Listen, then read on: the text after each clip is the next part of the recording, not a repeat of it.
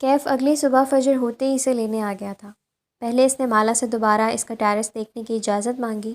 چوکیدار اس نوجوان کو اوپر جاتے دیکھ کر گھورتا رہا، لیکن اس نے پرواہ نہیں کی۔ ہر طرف سے ٹیرس کا جائزہ لیا، پھر گھر کے لاکس چیک کیے، کھڑکیوں کا جائزہ لیا۔ جب مطمئن ہوا تو نیچے آیا اور ان کا سفر شروع ہوا۔ وہ لانگ روٹ پر ڈرائیو نہیں کرتی تھی کیونکہ کر نہیں سکتی تھی، اسے متلی ہوتی تھی، اس لیے وہ پچھلی سیٹ پہ کھڑکی کے ساتھ سر ٹکا کے سونے کی کوشش کرنے لگی۔ چلنے سے قبل اس نے ماں کو میسج کر دیا تھا، اب ہر گھنٹے ماں کا میسج آتا، کہاں پہنچی ہو، خیریت سے سفر گزر رہا ہے۔ وہ مسکرا کے جواب دیتی اور فون رکھ کر آنکھیں موند لیتی۔ وہ بھی خاموشی سے ڈرائیو کر رہا تھا۔ کچھ لیں گی آپ؟ قیام التام اسٹیشن پر کار اندر لیتے ہوئے کیف نے پوچھا۔ جواب نہیں آیا تو اس نے گردن موڑ کے دیکھا۔ وہ سر سیٹ کی پشت سے ٹکائے آنکھیں موندے ہوئے تھی، سر قدرے ترچھا پڑا تھا، ایک طرف کیچر سے نکلتے بالوں نے آدھا چہرہ ڈھانپ رکھا تھا۔ ساتھ سیٹ پر ٹوکری میں ننھے ننھے پودے رکھے تھے۔ وہ واپس سیدھا ہوا، چہرے پر اضطراب پھیلا، کرب سے آنکھیں بند کر لیں۔ ابھی بھی وقت تھا، وہ اس کو سب کچھ بتا سکتا تھا، وہ یہاں کیوں ہے اور وہ اس کو کیسے دھوکہ دے رہا ہے۔ یہ وہ ڈیزرو نہیں کرتی تھی، وہ اسے دھوکہ دے، اور اس میں اور ظہیر میں فرق ہونا چاہیے تھا۔ کیف نے آنکھیں کھولیں، ونڈ اسکرین کے پار دیکھا، دنیا ویسی ہی تھی جیسے اس کی آنکھیں بند کرنے سے پہلے تھی۔ آنکھیں بند کر لینے سے حقیقت بدل نہیں سکتی تھی۔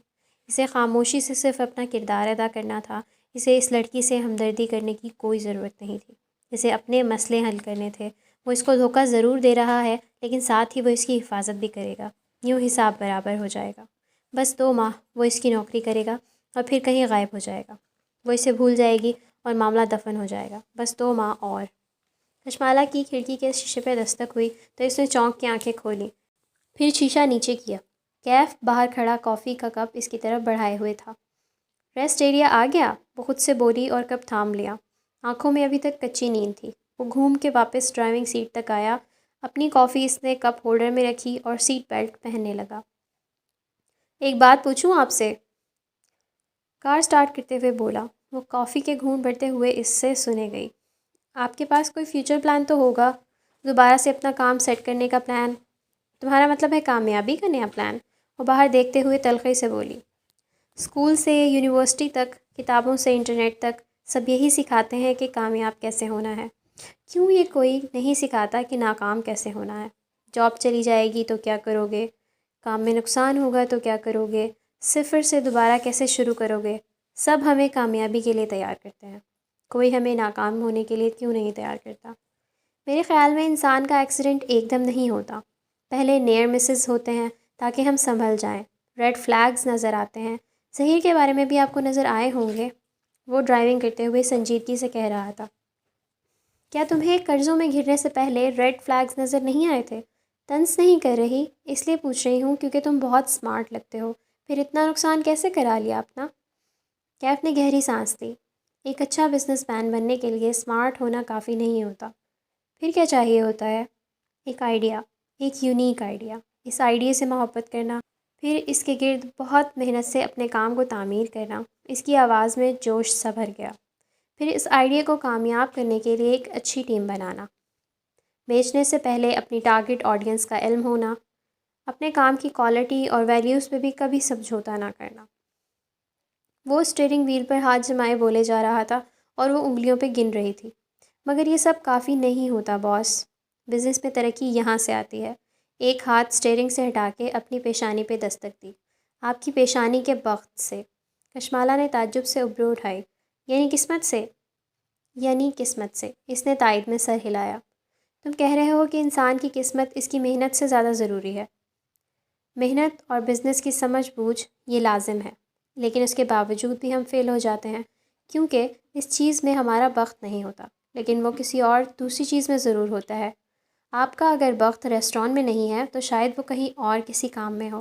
اب بتائیں، کیا میں اسسٹنٹ پوزیشن کے لیے ہائر کر لیا گیا ہوں؟ جانتے ہو تم میں اور میرے پرانے ڈرائیورز میں کیا فرق ہے؟ وہ میری طرح اسٹریٹ سمارٹ نہیں تھے، وہ اتنا بولتے نہیں تھے۔ وہ چہرہ موڑ کے باہر دیکھنے لگی۔ اس سے بہتر اسسٹنٹ کشمالہ کو نہیں ملنے والا تھا، لیکن ابھی وہ اس بات کا اعتراف نہیں کرنا چاہتی تھی۔ کشمالہ، معید، ماہبینہ، حورِ جہاں کا گھر مبین منزل کہلاتا تھا۔ شہر کے اس پوش علاقے میں بنا ایک کنال کا 2 منزلہ گھر، جس کے لان میں بوگن ولا کے درخت ہر دیوار کے ساتھ اگے ہوئے تھے۔ گھر کا کوئی کونا گملوں اور بیلوں سے خالی نہ تھا۔ وہ کار سے نکلی، آنکھیں بند کر کے اپنے گھر کی فضا میں گہرا سانس لیا۔ کہتے ہیں نا، انسان محبت اور سکون کی تلاش میں ساری دنیا کا سفر کرتا ہے، مگر وہ اس کے گھر میں اس کا منتظر ہوتا ہے۔ سلیم گیٹ بند کر کے اس طرف آیا تو اس نے کیف کی طرف اشارہ کیا، جو کار ٹرنک سے اس کا سامان نکال رہا تھا۔ یہ میرا ڈرائیور ہے کیف، اس کو اس کا کمرہ دکھا دو اور کھانا کھلا دو۔ پھر وہ آگے آئی، داخلی دروازہ کھولا۔ سامنے راہداری تھی جو لاؤنج میں کھلتی تھی۔ برسوں پرانی عادت تھی، اسے معلوم تھا جب وہ راہداری کا کونا مڑے گی تو ایک تخت نظر آئے گا، اس تخت پر ماں بیٹھی ہوں گی۔ کشمالہ کے قدم بڑھے، راہداری کا کونا عبور کیا اور سامنے وہی پرانا منظر نظر آیا۔ لاؤنج میں صوفے بھی تھے، لیکن حورِ جہاں بیگم تخت پر بیٹھتی تھی، ایک ٹانگ سیدھی لمبی کیے، دوسری اندر کی طرف موڑے ہوئے۔ گھٹنے کے ساتھ سبزی کے تھال رکھے تھے، سر پہ دوپٹہ تھا جو ایک کان کے پیچھے سے اڑسا ہوا تھا۔ وہ چہرہ جھکائے آلوؤں کے قطرے کاٹے جا رہی تھیں۔ بھرے بھرے سفید بازو آستینوں سے جھلک رہے تھے، دائیں کلائی میں سونے کی چوڑیاں تھیں۔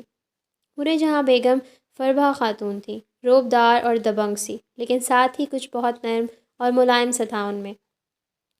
چہرہ سفید گلابی سا تھا، ناک میں ہیرے کی لونگ تھی، سبز آنکھوں کے گرد جھریاں تھیں، پیشانی اور کلموں سے سیاہ سفید بال چھلکتے تھے۔ بڑھتی عمر نے ان کے حسن کو گہنایا نہیں تھا، بلکہ مزید باوقار کر دیا تھا۔ آہٹ پہ انہوں نے سر اٹھا کے دیکھا، چہرہ کھل اٹھا، سبز آنکھوں میں رونق دوڑ گئی۔ میری بیٹی آ گئی۔ چھری ایک طرف رکھی، گھٹنوں پہ ہاتھ رکھے، پیر نیچے اتارے، پھر پیر سے زمین پر جوتے تلاش کیے۔ فربہ خاتون تھیں، جھک نہیں سکتی تھیں، تب تک وہ ان کے قریب آ پہنچی تھی۔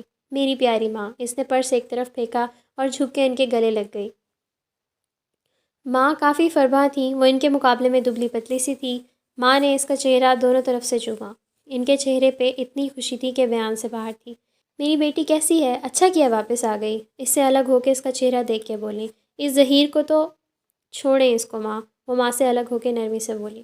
پھر دیکھا، ساتھ چوکے پر بخت بھی تھیں۔ وہ جھک کے ان سے بھی ملی۔ بخت بھی ادھیڑ عمر عورت تھی، بالوں میں تیل لگا کے کس کے چوٹی بنائے، وہ کانوں میں سنہری بالیاں پہنے ہوئے تھیں۔ وہ مالا کو ملی تو بے اختیار دعا دی۔ بخت بھی جب ملتی ایسے ہی دعا دیا کرتی تھی۔ بخت بی بی کتنے برسوں سے ان کی ملازمہ تھیں، اب تو مالا کو گنتی بھی بھول گئی تھی۔ بس اتنا یاد تھا کہ اس کا شوہر مرا تھا تو 5 بچوں کے ساتھ وہ ان کے سرونٹ کوارٹر میں آئی تھی۔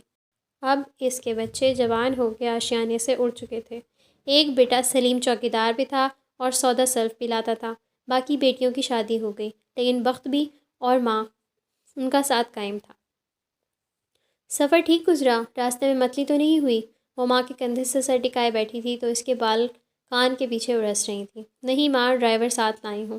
تبھی راہداری میں آہٹ ہوئی۔ ماں نے چونک کے دیکھا، کیف ہاتھ میں ٹوکری لیے کھڑا تھا۔ وہ سیدھی ہو کے بیٹھی۔ پلانٹس کہاں رکھوں؟ میاں تم کون ہو؟ اندر کہاں چلے آ رہے ہو؟ حورِ جہاں بیگم کے ماتھے پر بل پڑے، دونوں انگلیوں سے اشارہ کیا پیچھے۔ سوری، وہ اس حملے کے لیے تیار نہیں تھا۔ متذبذب سا چند قدم پیچھے ہوا۔ میں کیف جمال ہوں، کشمالہ بی بی کا ڈرائیور۔ تمہاری بی بی نے تمہیں نہیں بتایا کہ ڈرائیور گھروں کے اندر نہیں آتے؟ اور پیچھے؟ وہ 2 انگلیاں جھٹک کے کہا۔ سوری، وہ ناسمجھی کے انداز میں مزید پیچھے ہوا۔ کشمالہ نے مسکرا کے آنکھوں سے اشارہ کیا۔ کیف نے ٹوکری وہیں رکھی اور تیزی سے باہر نکل گیا۔ یہ کیا تم رنگ برنگے ڈرائیور رکھتی رہتی ہو؟ ماں نے خفقی سے دیکھا۔ وہ بے اختیار ہنس دی۔ باجی، یہ ڈرائیور تو نہیں لگتا، یہ میرا اسسٹنٹ بھی ہے ماں، بتایا تھا نا، میں نیا بزنس سیٹ کرنے لگی ہوں۔ ماں کی سبز آنکھوں میں افسوس سا ابھرا، تعصب سے سر ہلایا۔ کیا کرو گی اتنا پیسہ کما کے مالا؟ اور یہیں پہ ماں اور اس کا اختلاف شروع ہوتا تھا۔ ماں، یہ 21ویں صدی ہے، عورت صرف پیسے کے لیے کام نہیں کرتی، اسے اپنا بھی کچھ چاہیے ہوتا ہے تاکہ اس کی سینٹی برقرار رہے، وہ خود کو گھر کے چولہے میں ضائع نہ کرے، حورِ جہاں بیگم کی طرح۔ ماں کے کان کے پاس شرارت سے جھکی، ان کی آنکھوں میں خفقی اتر آئی۔ پرے بدتمیز، تمہیں لگتا ہے میں نے خود کو ضائع کیا؟ سر جھٹک کے چھری اٹھا لی اور آلو کے کھٹ کھٹ ٹکڑے کرنے لگی۔ اب پروٹوکول ختم تھا، مالا اب پرانی ہو چکی تھی۔ ماں اس سے زیادہ بچوں کو پروٹوکول دینے کی عادی نہیں تھی۔ ضائع نہیں کیے تو کچھ پروڈکٹیو بھی نہیں کیا۔ ماسٹرز ہولڈر تھیں مگر بچوں میں لگی رہیں۔ آپ کا سارا دن اسی فکر میں گزرتا ہے کہ آپ کے بچوں نے کھانا کھایا یا نہیں۔ اب وہ بچے اپنی اپنی زندگیوں میں چلے گئے ہیں، اگر کوئی کریئر یا مشغلہ ہوتا تو آج فراغت میں آپ کے پاس کرنے کو کچھ ہوتا۔ اب آپ بھی سبزی کاٹ رہی ہیں جو وقت بھی کاٹ سکتی ہیں۔ یہی فرق ہے آپ کی اور ہماری جنریشن میں۔ آپ چولہے سے نہیں نکلیں اور ہم دنیا فتح کرنا چاہتے ہیں۔ وقتو اپنی مالا بی بی کو بتاؤ کہ ہر انسان دنیا میں اپنا کردار ادا کرنے کے لیے آتا ہے۔ کسی کا کردار دنیا فتح کرنا ہوتا ہے اور کسی کا اس فاتح کی تربیت کرنا۔ مگر مالا مسکرا کے شانے اچکا کے اٹھ گئی۔ اگر آپ نے 30 سال پہلے کوئی بزنس شروع کیا ہوتا تو آج آپ بھی ایک بزنس وومن ہوتی، کبیرہ تائی کی طرح۔ ماں نے اپنی چپل کی تلاش میں پیر زمین پہ مارا۔ وہ ہنستی ہوئی بیگ اٹھا کے اپنے کمرے کی طرف چلی گئی۔ ماں خفگی سے بڑبڑاتے ہوئے سبزی کی طرف متوجہ ہو گئی۔ کبیرہ تائی ہماری کہانی کا ایک اہم کردار ہے۔ وہ ابا کے فرسٹ کزن کی بیوی تھی، ایک خوبصورت، دولت مند اور با اثر خاتون۔ اس کے علاوہ جن خصلتوں سے وہ جانی جاتی تھیں، ان میں تکبر، بدزبانی، منافقت سر فہرست تھیں۔ بھری محفلوں میں دوسروں کا تمسخر اڑانا تو لازم تھا۔ کسی کی بدصورتی تو کسی کی غربت کا مذاق۔ خود حسین تھیں، رئیس تھیں، رشتہ دار ان کے گرد منڈلاتے تھے۔ بیٹے والے ان کی بیٹی کی وجہ سے اور بیٹی والے ان کے بیٹے میں دلچسپی رکھتے تھے، جو ماں کی طرح مغرور مشہور تھا۔ اتنا مغرور کہ وہ کبھی پاکستان نہیں آیا تھا، نہ اپنے رشتہ داروں سے ملا تھا۔ ان کا بیٹا جب 3-4 برس کا تھا تب وہ لوگ انگلینڈ شفٹ ہو گئے تھے۔ کئی برس بعد ان کی فیملی خود تو پاکستان سیٹل ہو گئی، لیکن ان کا بیٹا لوٹ کے نہیں آیا۔ نہ کبھی اس سے کسی نے دیکھا، نہ کوئی اس سے ملا، نہ اسے کبھی کسی نے دیکھا، نہ کوئی اس سے ملا۔ بس کبیرہ تائی تھیں جو ہر محفل میں بیٹھ کے اپنے بیٹے کی کامیابی اور وجاہت کے قصے سنایا کرتی تھیں۔ اپنے بیٹے پر ان کو بہت ایمان تھا۔ ماہی کا کہنا تھا کہ ان کا بیٹا بھی انہی کی طرح ہوگا، سائیکو کیس۔ کبیرہ تائی کو کوئی نفسیاتی عارضہ بھی تھا۔ وہ لوگوں کو اپنے گرد جمع کر کے تسکین محسوس کرتی تھیں۔ کسی بھی رشتہ دار کے گھر خوشی غمی ہوتی تو فوراً پہنچ جاتی، مہنگے گفٹس، بھاری سلامیاں، پھر اسی رشتہ دار کے گھر بیٹھ کے باقی خاندان کا مذاق اڑاتی۔ سارے خاندان میں اگر کبیرہ کی کسی سے نہیں بنتی تھی تو وہ حور جہاں بیگم تھی۔ ماں جب بیاہ کے اس خاندان میں آئیں تو کبیرہ نے ان کو بھی اپنی دولت سے دبانے کی کوشش کی، لیکن حور جہاں ان عورتوں میں سے نہیں تھیں جن کی اپنی کوئی آواز نہیں ہوتی، یا وہ کسی کے دولت سے متاثر ہو کے اپنی آواز کھو دیتی ہیں۔ حور جہاں اپنے آپ میں کافی تھیں، حسین بھی تھیں اور پڑھی لکھی بھی۔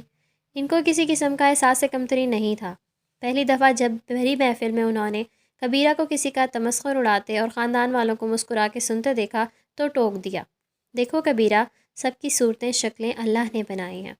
جو خوبصورت ہیں ان کی خوبصورتی ہی ان کا امتحان ہوتا ہے۔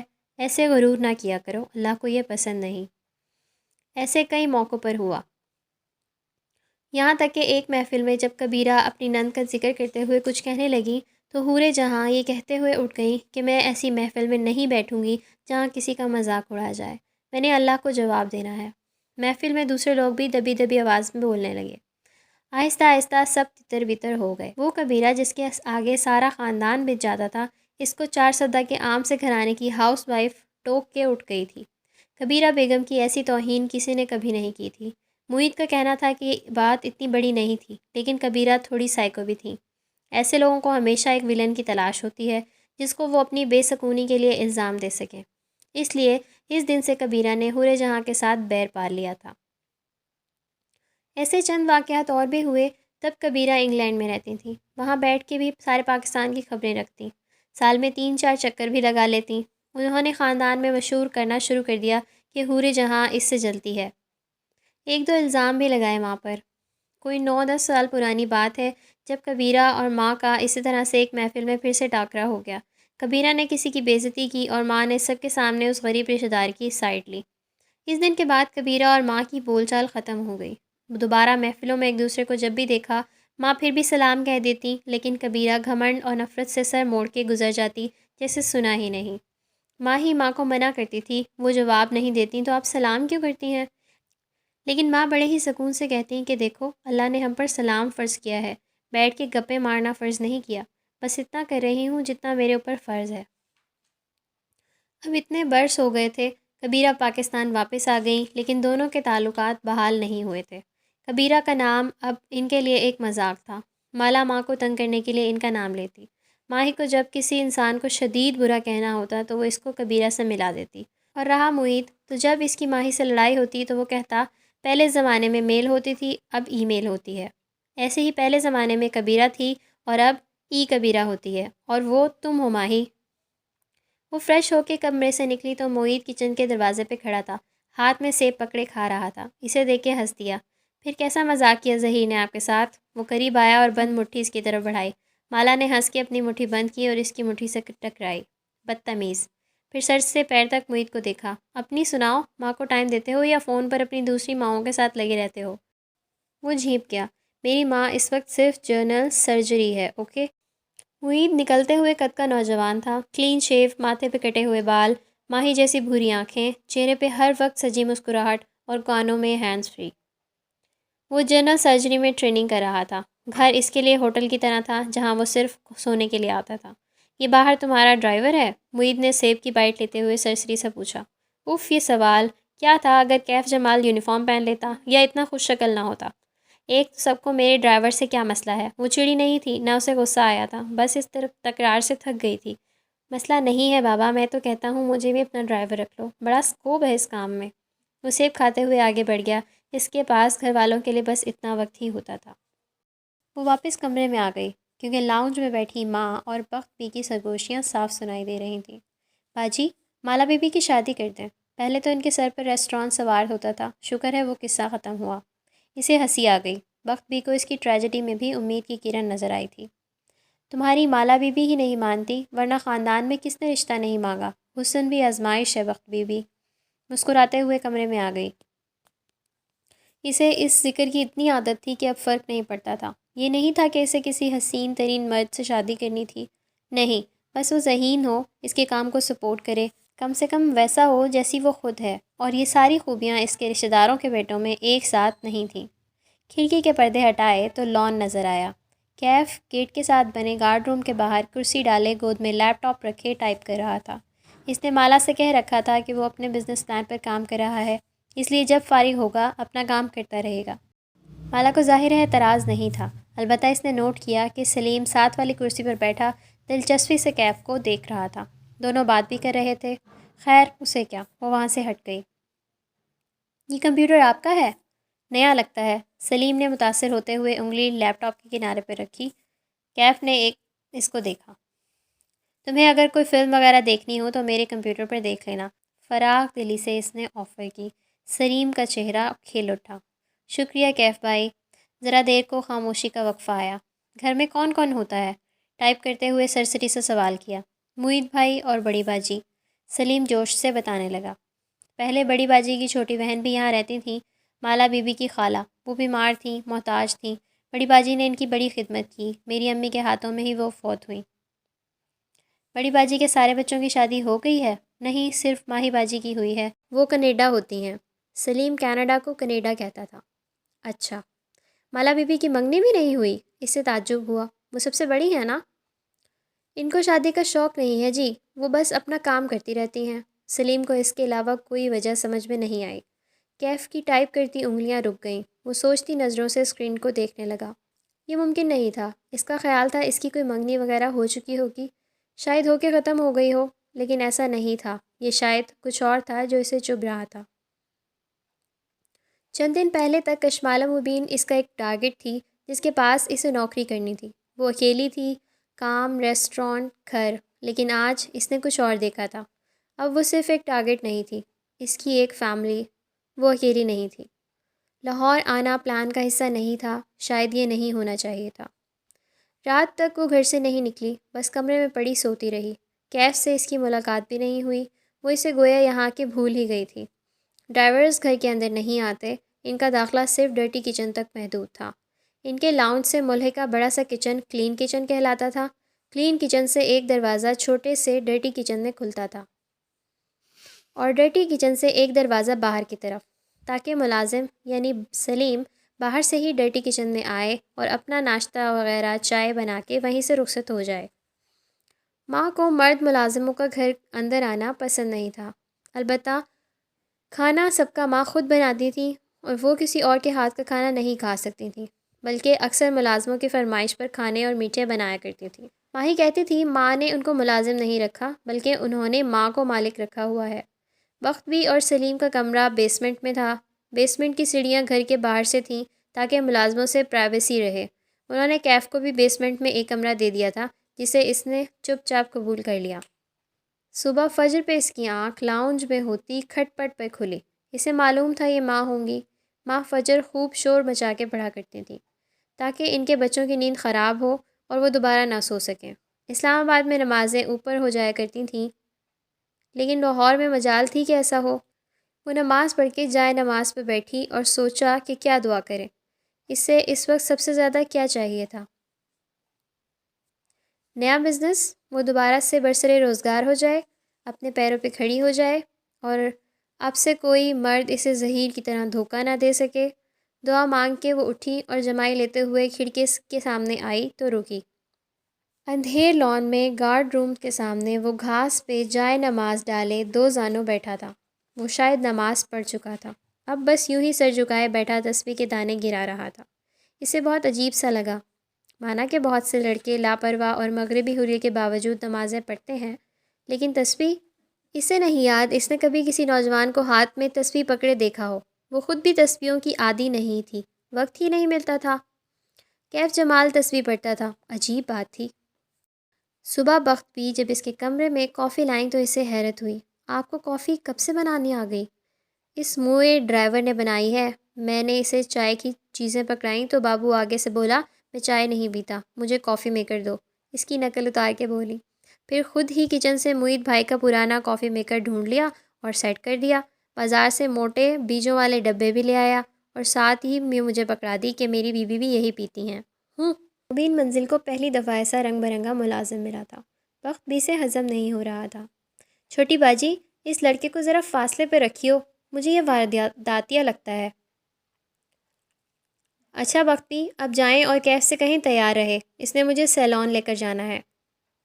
شام میں عزا کے نکاح کا فنکشن تھا اور سچ شکر اس کے چہرے پر ایک بھی پمپل نہیں تھا، ورنہ عموماً کسی فنکشن سے پہلے یہ پمپل حاضری دیا کرتے تھے۔ اس نے گھڑی دیکھی، ابھی فیشل کروا لے تو شام تک اس کا اثر آنے لگے گا۔ وہ باہر آئی تو کیف کارڈ روم کے باہر کرسی پر بیٹھا تھا۔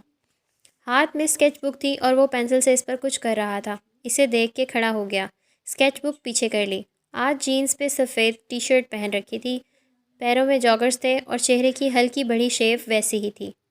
کیا کر رہے ہو؟ وہ اس کی اسکیچ بک کو دیکھتے ہوئے قریب چلی آئی۔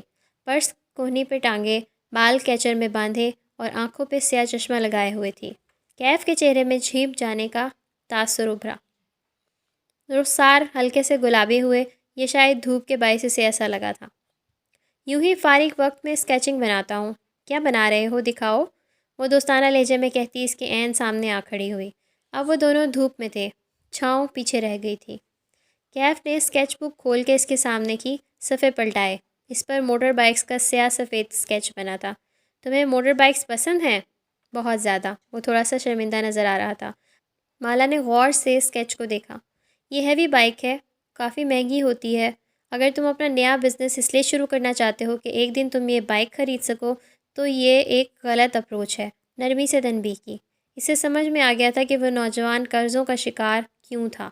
مہنگی بائکس کا شوق، مہنگا لیپ ٹاپ، قیمتی فوٹوگرافی آلات امپورٹ کروانا، وہ اپنی بساط سے اونچی جست لگانا چاہتا تھا اور ایسے میں زمین اس کے قدموں تلے سے نکل جاتی تھی۔ کیف نے جواب نہیں دیا، کار کی طرف بڑھ گیا جیسے وہ اس کی بات سے اتفاق نہیں کرتا تھا۔ وہ خاموشی سے ڈرائیو کر رہا تھا جب صفورہ کی کال آنے لگی۔ کیف کیسا کام کر رہا ہے؟ تم اس سے مطمئن ہو نا؟ مالا کا فون کار سے کنیکٹڈ تھا، آواز خود بخود اسپیکرز پہ گونجنے لگی۔ ہاں، کیف اچھا کام کر رہا ہے، کافی اسمارٹ اور سمجھدار ہے، ساتھ ہی اپنے نئے بزنس پلان کو بھی وقت دیتا ہے، وہ سادگی سے کہتے ہوئے باہر دیکھ رہی تھی۔ وہ ان لوگوں میں سے نہیں تھی جو کسی کو اس کے سامنے اس لیے نہیں سر آتے کہ وہ سر پہ نہ چڑھ جائے، جو سچ ہو اسے کہہ دینا چاہیے۔ اسمارٹ ہوتا تو اب تک کامیاب ہو چکا ہوتا۔ اس کے لیے اچھا ہے کہ تمہارے پاس ہی جاب کرتا رہے، ورنہ اس کا اپنا کام کبھی کامیاب نہیں ہونا۔ اور ہاں، بس یہ دھیان کرنا کہ وہ تم سے ایکسٹرا پیسے ویسے نہ لے، تھوڑا سا لالچی بھی ہے، میرا کزن ہے نا، مجھے پتہ ہے اس کا۔ صفورہ اتنا تیز تیز بولے جا رہی تھی کہ اسے اسپیکر آف کرنے کا موقع نہیں ملا۔ بے اختیار کیف کے کندھے کی پشت کو دیکھا، وہ خاموشی سے ڈرائیو کر رہا تھا۔ اف، ہے کہاں وہ؟ ذرا بات کرواؤ میری۔ صفورہ اپنے تئیں ایک اچھی دوست ہونے کا ثبوت دے رہی تھی۔ کیف نے ایک ہاتھ ہلا کے نفی کا اشارہ کر دیا۔ کہا کچھ نہیں۔ چونکہ بیک ویو مرر اوپر کی طرف تھا، وہ اس کا چہرہ نہیں دیکھ سکتی تھی۔ ابھی وہ مصروف ہے، تم بعد میں اسے خود کال کر لینا۔ کال بند ہونے کے بعد کار میں ایک عجیب سی ٹینشن پھیل گئی۔ اس کو معلوم نہیں تھا کہ تم سن رہے ہو۔ وہ کچھ غلط نہیں کہہ رہی تھی۔ کیف جمال ایک لوزر ہے اور رہے گا۔ اس کا لہجہ سپاٹ تھا۔ جان میکس ویل کہتا تھا تم پیسے سے نہیں جیت سکتے۔ اس کو کمانے پر فوکس کرو گے تو مادیت پرست کہلاؤ گے، کمانا چاہو اور نہ کما سکو تو لوزر کہلاؤ گے۔ بہت کما کے خرچ نہ کرو تو کنجوس ہوگے، اگر کما کے خرچ کرتے رہو تو فضول خرچ۔ اگر کمانے کی فکر نہ کرو تو تم این ایمبیشیس ہو۔ اگر بڑھاپے تک بہت سے پیسے کے مالک ہو تو تم بیوقوف ہو کہ اس پیسے کو قبر میں لے جانا چاہتے تھے۔ پھر کیا کرنا چاہیے پیسے کے ساتھ؟ پیسے سے جیتنے کا بس ایک ہی طریقہ ہے باس، اس کو مٹھی میں نہیں لینا بلکہ ڈھیلی گرفت کے ساتھ اس کو پکڑنا ہے، پھر کھلے دل سے اس کو قابل قدر چیزوں کو حاصل کرنے پر صرف کرنا ہے۔ ذرا توقف سے بولا، آپ سے ایک درخواست ہے، دوبارہ ان کی کال آئے تو مجھ سے بات مت کروائیے گا۔ ان کا میرے اوپر احسان ہے، میں نہیں چاہتا کہ آپ کے سامنے کچھ ایسا بول دوں جس پر مجھے بعد میں شرمندگی ہو۔ ساری بات ہی ختم ہو گئی تھی، کاش وہ اسپیکر آف رکھتی۔ سیلون ایک کمرشل بلاک کی 2 منزلوں پر پھیلا تھا۔ تیسری اور چوتھی منزل پر کوئی جم تھا۔ وہ اترنے لگی تو کیف نے پوچھا کیا وہ اسے اندر تک چھوڑنے آئے، مگر کشمالہ نے منع کر دیا۔ سیلون اس کی کزن کا تھا، یوں ہی اس نوجوان کو ساتھ دیکھ کے باتیں بنتی۔ اسے وہاں 2 گھنٹے لگ گئے۔ جب وہ واپسی پر لفٹ میں سوار ہوئی تو اندر کوئی اور بھی تھا، ایک ہٹا کٹا سا آدمی جو اس کی طرف پہلو کیے ہوئے تھا۔ وہ نظر انداز کر کے اندر آ گئی، گراؤنڈ فلور کا بٹن دبایا۔ جو کچھ ہوا ایک لمحے میں ہوا۔ کسی نے اس پر پیچھے سے حملہ کیا۔ وہ اوندھے منہ نیچے گری، سر کے پچھلے حصے میں درد کی شدید لہر اٹھی، آنکھوں کے نیچے اندھیرا چھا گیا۔ باس باس! کشمالہ نے آنکھیں کھولی، بصارت کے آگے اب بھی دھند تھی۔ اس نے پلکیں جھپکائیں۔ وہ لفٹ کے فرش پر چہرے کے بل گری ہوئی تھی۔ اس کے سامنے وہ پنجوں کے بل بیٹھا اسے پکار رہا تھا۔ وہ بدقت ہتھیلی کے بل اٹھی، پھر چونک کے ادھر ادھر دیکھا۔ لفٹ کا دروازہ کھلا ہوا تھا، وہ گراؤنڈ فلور تھا۔ باوردی گارڈ باہر کی طرف کھڑا تھا اور کیف اس کے سامنے بیٹھا تھا۔ آپ ٹھیک ہیں؟ وہ فکر مندی سے پوچھ رہا تھا۔ اس کا ہاتھ بے اختیار سر کے پچھلے حصے کی طرف گیا۔ درد کی ٹیس ابھی تک اٹھ رہی تھی۔ کیا ہوا مجھے؟ لفٹ نیچے آئی تو آپ اندر بے ہوش تھیں۔ گارڈ کو معلوم تھا کہ آپ کسی کار سے نکلی تھیں، اس لیے وہ مجھے بلا لایا۔ آپ کی طبیعت ٹھیک ہے؟ ہاں میں ٹھیک ہوں، چلو۔ وہ تکلیف برداشت کرتے ہوئے اٹھنے لگی۔ مگر ہوا کیا تھا؟ چلو نا۔ اس سے پہلے کہ لوگ جمع ہوتے وہ اٹھ کھڑی ہوئی۔